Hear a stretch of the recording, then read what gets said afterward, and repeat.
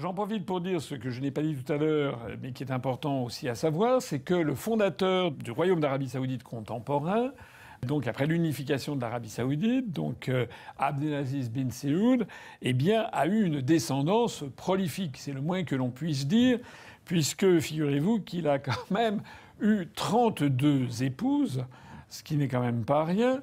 Et avec ces 32 épouses, il a eu 53 fils et 36 filles.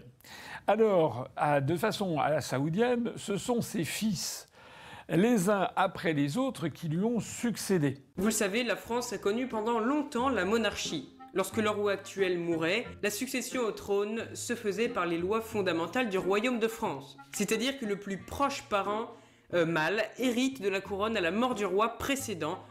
De façon à la saoudienne, ce sont ses fils, les uns après les autres, qui lui ont succédé.